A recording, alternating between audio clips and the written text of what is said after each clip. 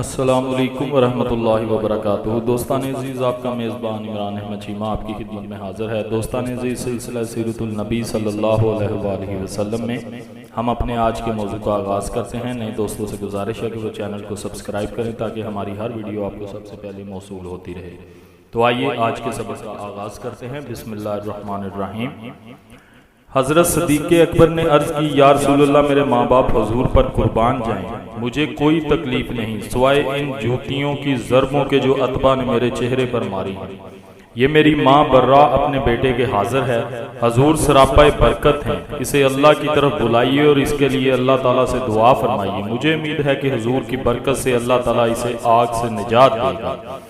حضور نبی کریم صلی اللہ علیہ وآلہ وسلم نے اللہ تعالیٰ کی جناب میں اس کی ہدایت کے لیے التجا کی، پھر اسے اسلام قبول کرنے کی دعوت دی، چنانچہ وہ مشرف با اسلام ہو گئے۔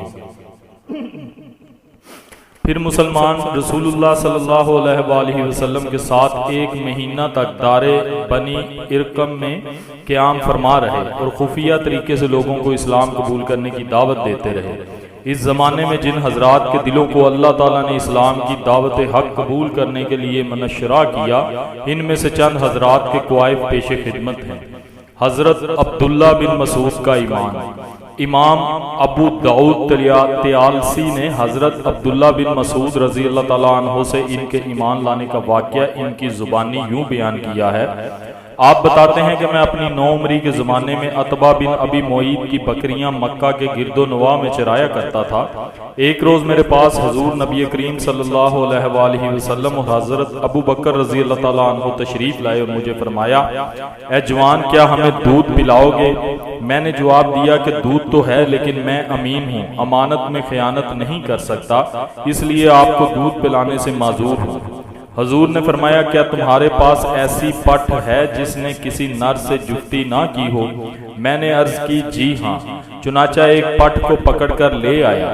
حضرت ابو بکر نے اسے رسی سے جکڑا اور نبی اکرم نے اس کی کھیری کو پکڑ کر دعا کی، وہ اسی وقت دودھ سے لبریز ہو گئی۔ حضور نے اسے دھویا، پہلے وہ دودھ مجھے اور حضرت ابو بکر کو پلایا، پھر خود نوش فرمایا۔ پھر اس کی کھیری کو حکم دیا، سکڑ جا، وہ پہلے کی طرح سکڑ گئی۔ یہ معجزہ دیکھ کر میں نے اسلام قبول کیا اور عرض کی، یا رسول اللہ، مجھے کچھ سکھائیے۔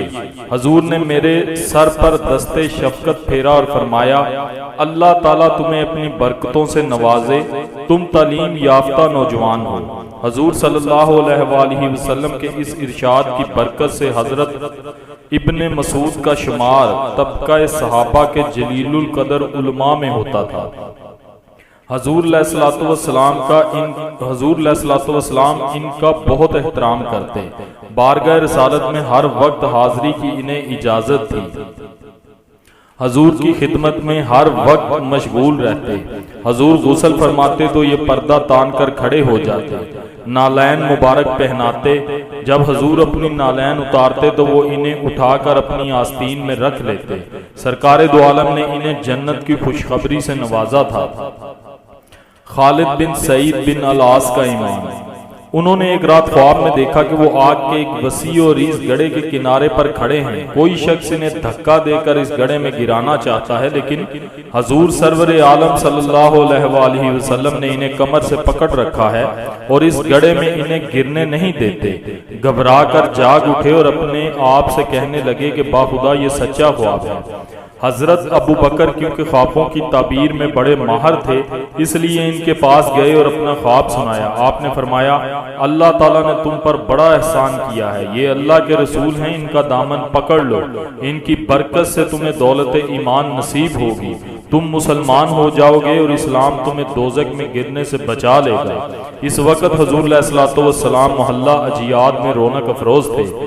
خدمت عالی میں خالد حاضر ہوئے، عرض کی، یا رسول اللہ، آپ کس چیز کی طرف دعوت دیتے ہیں؟ حضور نے فرمایا، میں تمہیں اس بات کی دعوت دیتا ہوں کہ تم اللہ وحدہ لا شریک کو مانو، مجھے اس کا بندہ اور رسول یقین کرو، اور جن پتھروں کی تم عبادت کرتے ہو جو نہ سن سکتے ہیں، نہ دیکھ سکتے، نہ ضرر پہنچا سکتے اور نہ نفع پہنچا سکتے ہیں، ان سب کی عبادت کا طوق اپنے گلے سے اتار کر پھینک دو۔ حضور کے اس واز سے خالد کے دل کی دنیا بدل گئی اور بے ساختہ کہہ اٹھے، حضور علیہ الصلوۃ والسلام کو ان کے ایمان لانے سے از حد مسرت ہوئی۔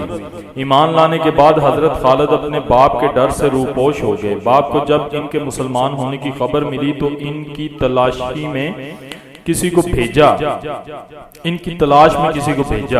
چنانچہ ان کو پکڑ کر باپ کے سامنے پیش کیا گیا۔ باپ نے پہلے زبانی سرزنش کی اور جب اس کا خاطر خواہ اثر نہ ہوا تو ایک ڈنڈے سے ان کے سر پر ضربیں لگانا شروع کی، یہاں تک کہ وہ ڈنڈا ٹوٹ گیا۔ پھر دھمکی دی کہ اگر تم باز نہیں آؤ گے تو میں رزق کے دروازے تمہارے لیے بند کر دوں گا، یہاں تک کہ تم بھوک سے ایڑیاں رگڑتے رگڑتے دم توڑ دو گے۔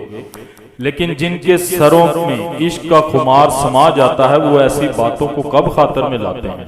آپ بڑے صبر سے مار پیٹ سہتے رہے، باپ کی کڑوی کسیلی باتیں اور دھمکیاں سنتے رہے، اور آخر میں ایک جملے سے اپنا مدعا بیان کر دیا اور کہا، اے ابا، اگر آپ میرا آب و دانہ بند کر دیں گے تو میرا اللہ میرے رزق کا سامان فرما دے گا جس پر میں زندگی گزاروں گا۔